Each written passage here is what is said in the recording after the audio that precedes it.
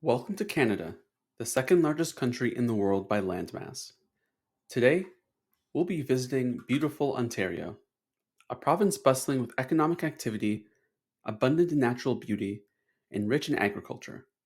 By population, Ontario is Canada's largest province, home to over 14 million people, second largest by land area, and home to the nation's capital, Ottawa.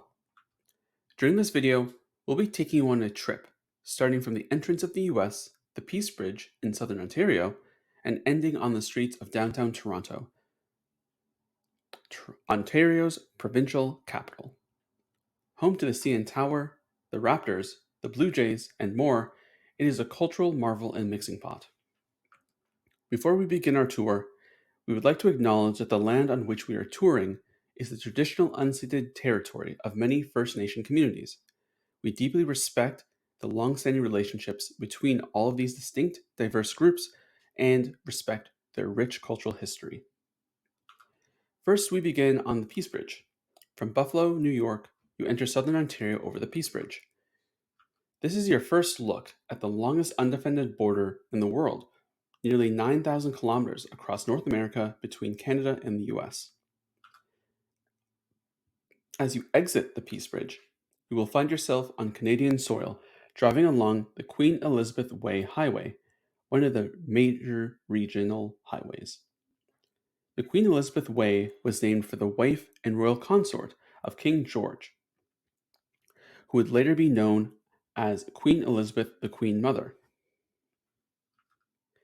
The lake we just traversed is Lake Erie, the 11th largest lake in the world, but it's so shallow that it freezes over every single winter and is a popular ice skating location. This lake connects to Lake Ontario through the Niagara River. If you take the river downstream, it will lead you through the world-famous Niagara Falls, the most popular tourist location in the world thanks to its incredible size and scale. As the most powerful waterfall in North America, Niagara Falls is critical in the production of hydroelectric energy generation, powering agriculture, industry, and other economic activities. If you're feeling brave, you can board the Maid of the Mist, a boat that travels right up to the bottom of the falls, but watch out because you will get wet. Let's return to Niagara River, which flows along the Niagara Escarpment. The Niagara Escarpment is one of the most scenic, breathtaking, and unique geological features on the planet. The escarpment begins in New York State and extends throughout Ontario, and then back into the US through Michigan, Illinois, and Wisconsin. The escarpment is designated a World Biosphere Reserve by UNESCO, a designation saved for ecologically significant regions, making it one of 12 in Canada. The face of the escarpment is also home to the oldest forest ecosystem in eastern North America, and to the oldest tree in Ontario, an eastern white cedar from 688 AD. You can hike along the escarpment using the Bruce Trail, Canada's oldest and longest marked footpath, 900 kilometers from Niagara to beautiful Tobermory. As we continue north, the area we're passing through is called the Niagara region. It encompasses the land area between Lake Ontario to the north and Lake Erie to the south. It's an agricultural engine of Ontario due to its milder weather and very fertile soil, thanks to the glaciers that carved out the region tens of thousands of years ago. Many of the crops grown here cannot be grown commercially anywhere else in Ontario, thanks to the regulating effect of the Great Lakes. Crops grown in this region include tree nuts, oilseeds, tobacco, hops, trees for maple farms, floriculture, and also tenderfruit production. As you continue along the Niagara River, you will reach the picturesque town of Niagara-on-the-Lake. As with the rest of the region, agriculture is important to this area, although more specifically wine and grape growing. This wine region is the largest in Canada and famous for its ice wine. Ice wine is a sweet dessert wine produced from grapes that have been frozen while still on the vine. Tourists from around the world visit this region for its beautiful landscapes, country charm, and fantastic cuisine. Most choose to stay in the town of Niagara-on-the-Lake in the region and often go for day trip and wine tours. This area is also a very important historical region and is home to Fort George. This fort defended Upper Canada, which was the British territory at the time, from American invasion during the War of 1812. You can visit and take tours of the fort to get a view into the 19th century military life in Canada. As we continue through the Niagara region, we reach the city of St. Catharines. In St. Catharines, we find the Welland Canal, which allows ships access to and from Lake Erie and Lake Ontario. This is especially important as Lake Ontario connects to the St. Lawrence Seaway, opening to the Atlantic Ocean. St. Lawrence and the Great Lake area open to a fifth of the world's maritime fleet, serving as a significant piece of North America's economic engine. Along the QEW, or Queen Elizabeth Way, you will see a large shipwreck, which is a replica carrack. La Grande Hermine is a replica of one of the three ships that Jacques Cartier used when exploring the St. Lawrence River back in 1535. Just past the ship is the Vineland Research Station. It is recognized worldwide for its horticultural research, helping engineer solutions for hardier produce and alternative pest deterrent solutions. Grimsby is next on the list as we move towards Hamilton. Grimsby is midway between St. Catharines and the city of Hamilton.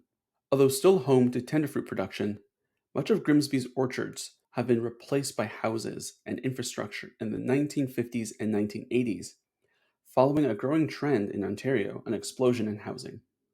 Downtown Hamilton is the site of Canada's largest open-air market, home to the Hamilton Tiger Cats, a Canadian football team, and is a bustling cultural mixing pot. The well-known McMaster University is also located downtown, prestigious for its nuclear research.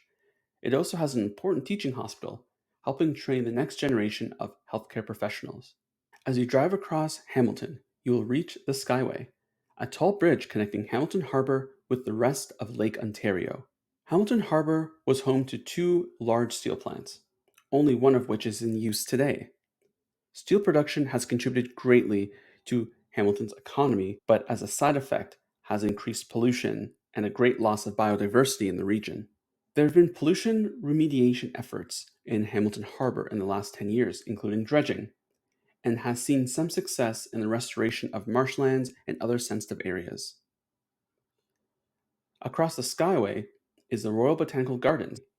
The RBG includes 5 different garden areas and nature reserves and covers 980 hectares. When you visit, you can walk through manicured gardens or hike through acres of protected land. It is considered an important plant biodiversity hotspot for Canada, with a very high proportion of the wild plants of Canada all in one area. The RBG lands encompass a marsh area, Cootes Paradise, which has seen significant remediation efforts to clean up the pollution which resulted from manufacturing and human development. Cootes Paradise is also now a very important bird habitat and functions as a seasonal fish nursery in Lake Ontario. North of the city center of Hamilton, you can visit the African Lion Safari, housing over 1,000 animals, a popular destination for locals and tourists. As we get closer to Toronto, we reach the Halton region that consists of Burlington, Oakville, Halton Hills, Acton, Georgetown, and Milton. Known as the safest place to live in the GTA, the Halton region is the fastest growing region in Canada. It is also home to Canada's technological hub, which is the third largest in North America. Other important industries in the area include automotive, aerospace, steel, and the medical industry. Agricultural land use, which includes a large number of mushroom farms, are generally located north of Dundas Street. This area's farming is very vibrant, including livestock, fruits, cash crops, horse farms, vegetables, and mushrooms, which are the highest gross receipt in the region. A major employer in Oakville is the Ford Assembly Plant, which employs 3,600 workers. Oakville is also home to Sheridan. Continuing along the QEW, we enter the Peel region.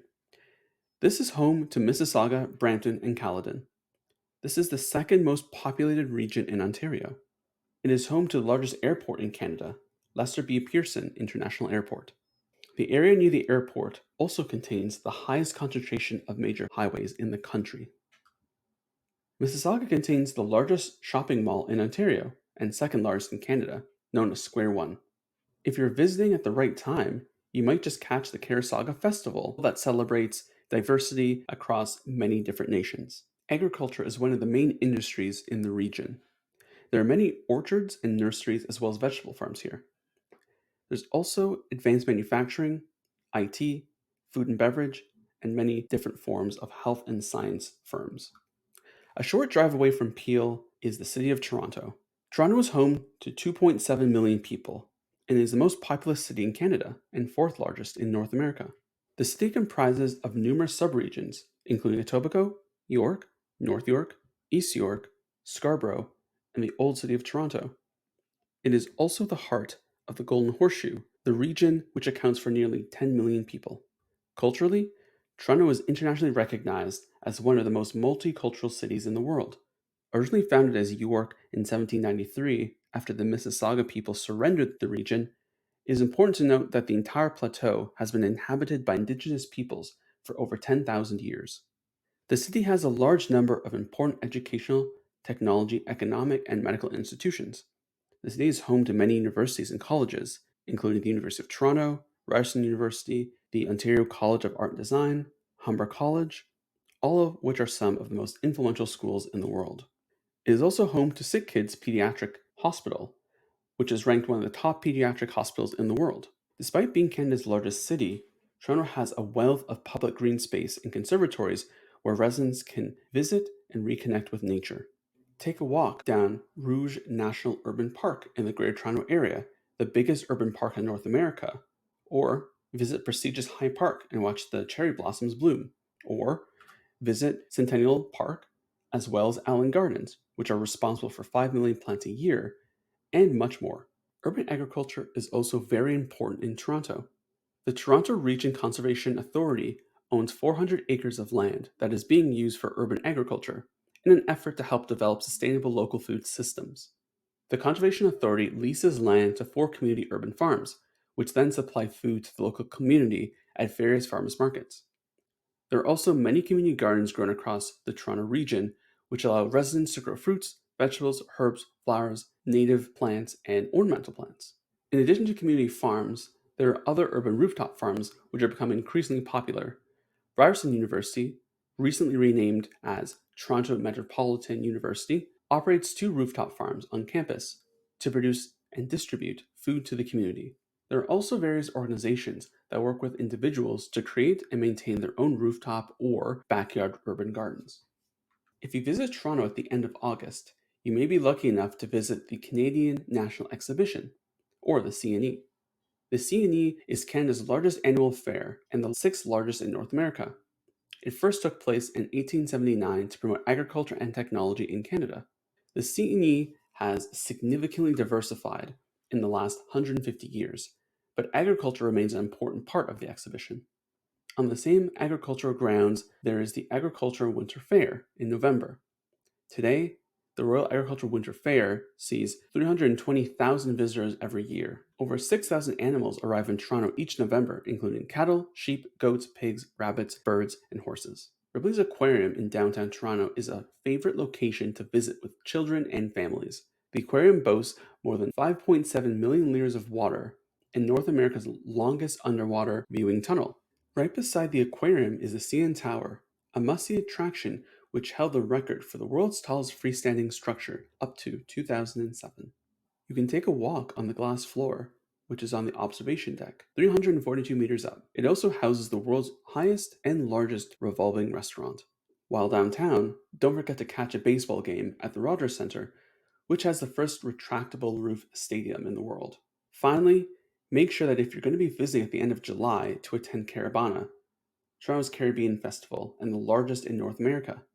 It started in 1967, first performed as a gift from Canada's Caribbean community as a tribute to Canada's centennial. There are weeks of events leading up to the Grand Parade on the first weekend of August, along with the live Caribbean music being played from large speakers on the flatbed of 18-wheeler trucks. The bands are the most important part of this entire festival. Each band plays an artistic theme through costume making and compete for Band of the Year. We've now seen the sights and learned about each of the cities and communities that you'll be passing along on your trip through Southern Ontario. We'd like to thank you for joining us on this journey and hope that you one day come to visit our beautiful corner of the world. Thank you.